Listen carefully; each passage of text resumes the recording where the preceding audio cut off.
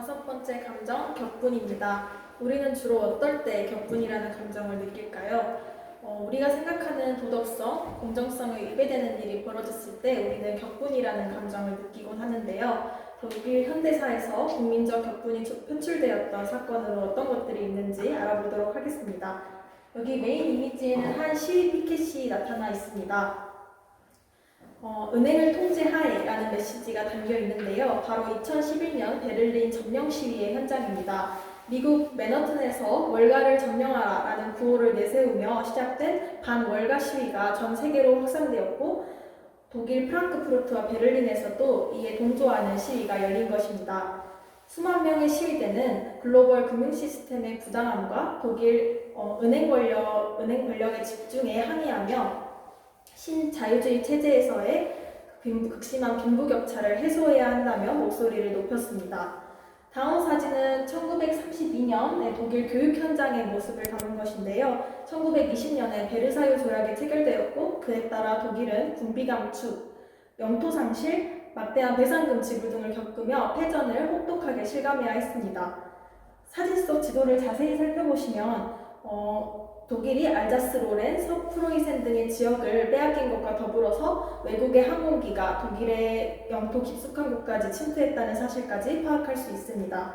패전과 더불어 전쟁의 책임까지 모조리 떠안아야 했던 독일인들은 격분할 수밖에 없었고 이로 인한 사회적 불안이 매우 심화되었습니다.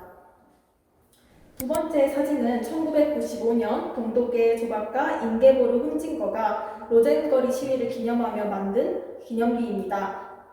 1943년 나치 친위대의 유대인 남편들이 구금되자 비유대인이었던 부인들이 이에 격분하여 항의 시위를 벌였고 유대인들은 풀려날 수 있었습니다.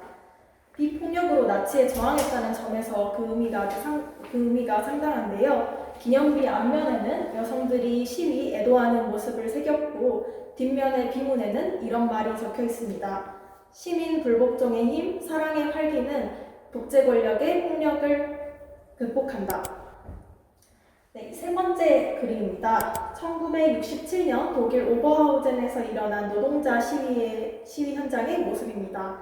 60년대 후반 세계 경제가 흔들리면서 독일 국영기업이 운영하던 광산이 폐쇄될 위기에 처했고 이에 일자리를 잃게 된 노동자들이 이에 항의하는 시위를 벌인 것인데요. 이들이 든 피켓을 살펴보시면 기업가들은 해변가에, 노동자 동료들은 사회복지국에라고 써져 있습니다. 경제가 위태로울 때 역시 가장 삶에 타격이 큰 사람들은 기업가가 아닌 노동자 계층이었겠죠. 그들의 격분과 절실함이 잘 느껴지는 사진입니다. 다음 사진은 1968년 11월 기독교 민주연합의 당 대회에서 한 언론인이 당시 연방 총리였던 키징거의 뺨을 때린 장면을 포착한 사진입니다. 베아테 클라르스펠트라는 이 여성 언론인은 나치 정범에 대해서 조사하는 등 나치 과거사를 추적하던 인물이었는데요. 그녀가 당시 최고 권력자였던 키징거의 뺨을 때린 것은 나치 범죄를 침묵하는 것에 대한 격분에서 비롯되었습니다. 다섯 번째 사진입니다. 1989년 5월 7일에 있었던 지방선거 이후의 시위 모습인데요. 당시 동독공산당은 선거 결과 자신들의 후보가 평균 98%의 찬성을 얻었다고 발표를 했지만 이는 부정선거로 얻은 결과였습니다. 전국적으로 이를 규탄하는 시위가 격렬하게 일어났고 결과적으로 동독인들의 자유에 대한 요구와 지도부에 대한 저항의 목소리를 높이는 계기가 되었습니다. 마지막 사진인데요. 이 사진은 베를린의 알리스 잘로먼 전문학교의 남쪽 건물 전면에 새겨진 오이겐 공민거의 길이라는 시입니다. 이 시 내용을 두고 학생회가 여성을 시인의 영감을 자극하는 도구로만 이용한다, 반여성적이다 라고 비판했고 결국 시는 지워지게 되었습니다.